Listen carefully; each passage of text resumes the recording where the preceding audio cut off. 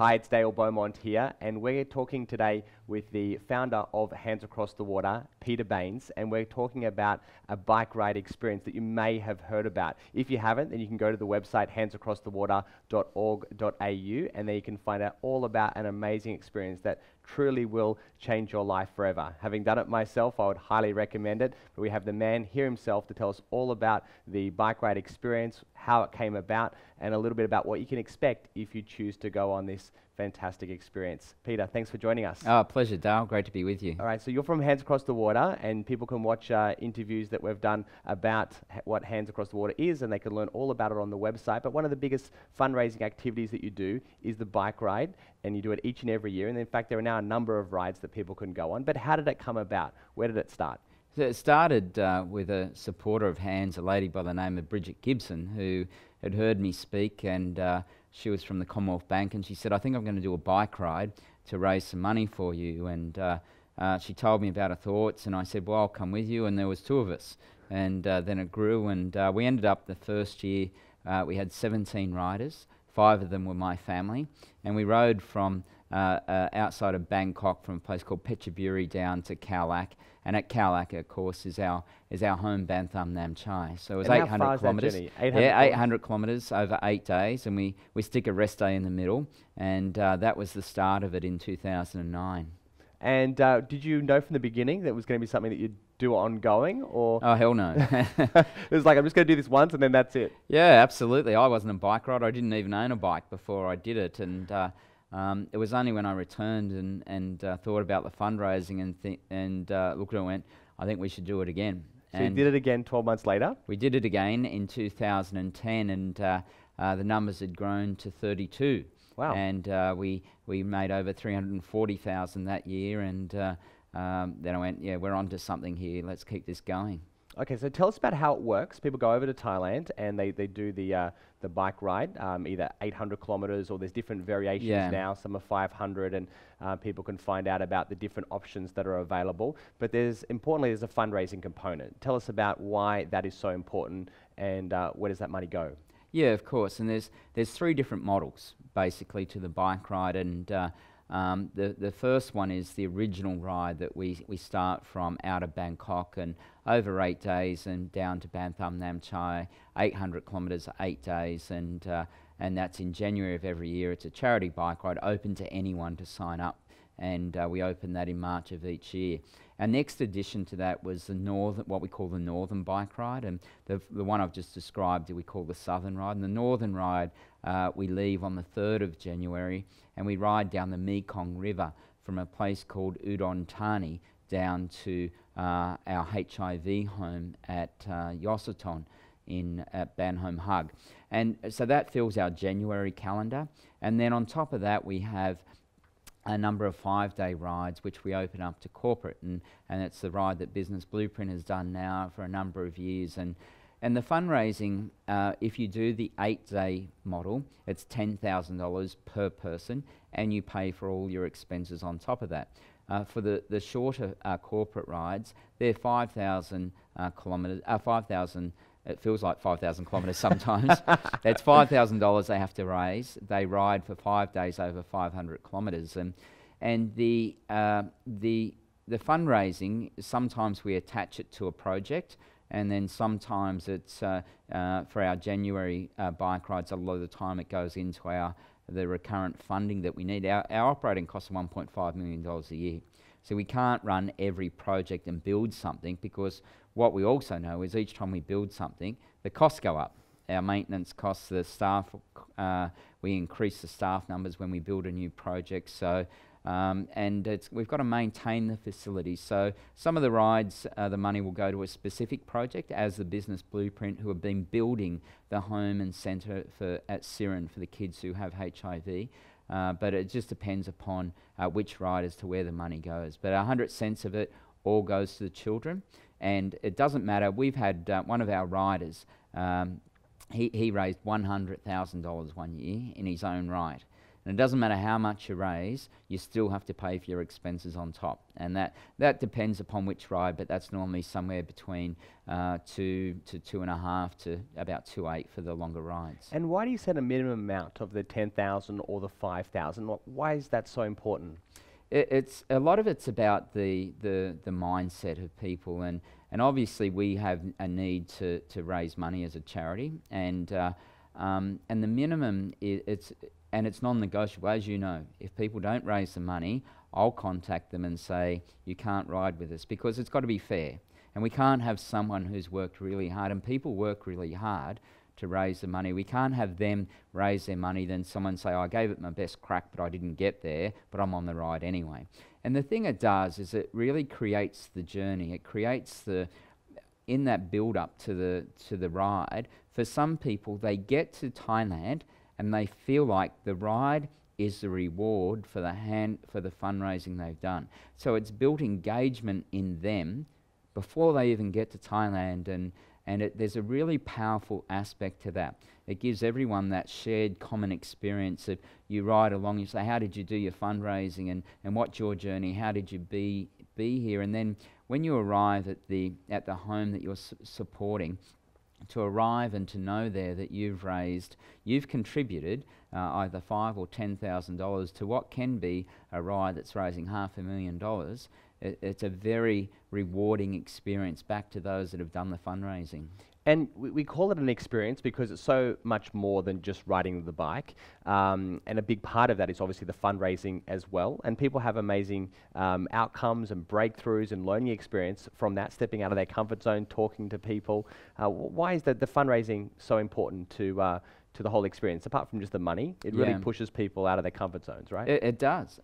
And over the years, I've done 14 rides, fundraising rides in Thailand now, and I could count on one hand the number of people that have put the $10,000 or $5,000 up themselves or had their company do it. It's certainly the exception.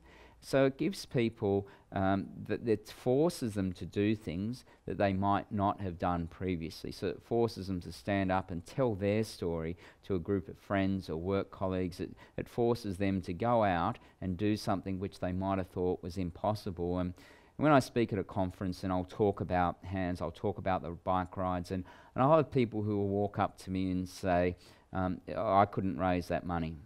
And for me, I say, with that mindset, well, you probably can't.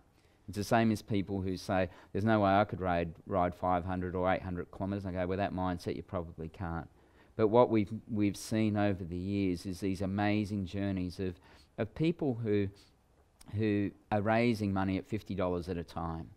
And the work they put in, but then the reward for them is so much deeper than those who either who wouldn't raise the money or who put it up through their business. So it's a really integral part of creating the entire experience. Now we'll do another interview where we talk about fundraising specifically, but let's talk about the fun part of the ride. What's it actually like? If you haven't been on it, tell us a little bit about what happens.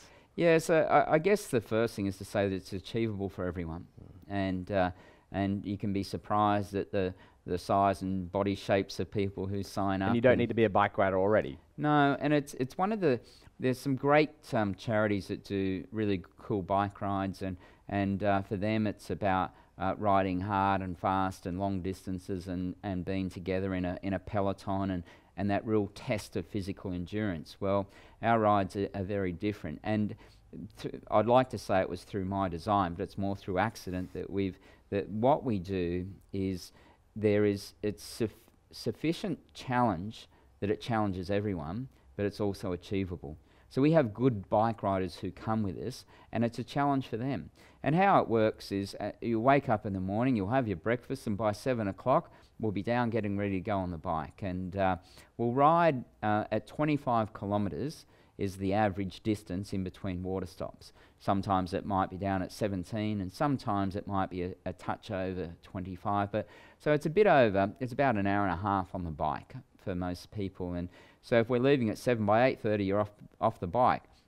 you're enjoying coffee, you're enjoying watermelon fruit, and having a good chat with everyone, and we'll have a 15-minute break and chat with everyone and regroup and put your sun cream back on. Then you're back on the bike for another 25 k's. You stop, you do exactly the same, another 25 k's, and you're at lunch. So by lunch, you've done at least 75 kilometres. You're 3/4 of the way through the day. You have another push after lunch, and you're off the bike. And you can be in the pool by 3:30, 4 o'clock. And riding in Thailand, the roads, people wonder, is it safe, and what the roads are going to be like. And as you know, it's probably one of the biggest surprises. And I do a lot of riding in Sydney, and the roads in Thailand are both in better condition and are safer. I feel far safer riding in Thailand than I do in Sydney, and it depends which ride you take, whether you're on the coast or by the river, but it's a wonderful experience that then when we're finished riding, we have every meal is a shared experience again with the team, and this opportunity to interact. And when we walk down for breakfast in the morning, it doesn't matter whether you're the CEO or whether you're an accountant or a clerk or a fisherman or a baker or a veggie seller. When you're standing there in Leica, everything's equal. And it brings everyone back down to this common denominator, and you get onto the bike, and the way the rides are is you can chat all the way. Or you can choose to ride as hard as you like, but it's only for 25 k's, and then you get to choose again how you want to spend the next 25 k's. So just tell us very briefly, food and accommodation, it's all taken care of? All sorted. We don't camp. I don't do camping, so it's people say, do you have to carry your luggage? None of that. You get on your bike, and all you've got is your Lycra. That's all it is. And each hotel is minimum 3 standard, what we would know as 3 standards. So every hotel is there's air-conditioned Western toilets and hot showers. And some of them are quite local and quite modest, but that's the minimum standard. The meals are a lot of Thai food, of no surprise. So you need to enjoy your Thai food, and all the meals, all the accommodation, the bike hire, everything's included in the cost. The only thing you pay in addition to sign up is your international airfares to get to Thailand, and then whatever you choose to drink. And depending on the ride that you actually do, there's a few other surprises along the way as well. A few stops at temples and shrines and other places. So that's also fun too. It is, and that's part of making it the tour. So it's with a ride, and I've done some corporate rides where it's about riding from point A to point B as fast as you can in the shortest amount of time, and you take the most direct route. Well, you're riding through beautiful country, and country that you don't get to see other than being on the bike. We ride into tiny villages. We stop at people's corner stores, and the experience of being in these places, and as you say, these magnificent temples that have stunning views, and there's a real riding through some of the villages, you feel like you could almost reach out into their homes, and the people, they'll run out to welcome you and cheer you and clap you as you ride through. And you're right, the surprises are just around each corner. And you really see the real Thailand, and you see all the industries. I love seeing the salt, and then the coconut farms, and you see the rubber plantations as well, the fish farming. You really see it all, don't you? Oh, absolutely, yeah. And it's riding through some of the shrimp farms and through some of the places where they're drying the fish. It's a real offensive confront to your senses, but it's wonderful. It's such a rich experience. And tell us about the last day. In most cases, people either ride into Ban Tham Nam Chai, or they might ride into Yosaton, the other orphanage as well, Home Hug. What's that last part like? Because by that stage, it's more than just a bike ride as well. It's connecting while you're there. Some people even visit some of the shrines as well, the memorials for the victims of the tsunami. What's that, the other side like, the emotional side? Yeah, the last day's pretty special. And it's the culmination of, it's not just 5 days or 8 days on the bike. For people, it can be a 12-month commitment where they've signed up, they've done the fundraising, they've done the training, that they've lived with this anxiety and will I be able to make it? And by this stage, they well and truly know they can make it. So it's all the emotion of this wonderful experience that's coming to an end. And you know that you've ridden with a group of riders, and once you get off that bike, you'll never create that same group again, because there'll be different outside influences, and it'll never be the same again when you finish that ride. And there's nothing that's more special than riding into the home that you're going to support. And depends which ride you do. The southern ride will visit the temple where there was 3,500 bodies from the tsunami. We'll visit the memorial, which is so instrumental to that local community. We'll take people to the Bungwan cemetery where there's still 400 people who lay there unidentified. And this brings such deep engagement and meaning to what they've done. It helps close the circle of what that ride's been about, because you do the fundraising, you learn about the charity, you learn a lot about yourself, then you get on the bike and then it becomes a physical test, a mental test, and then at the end, the circle is complete.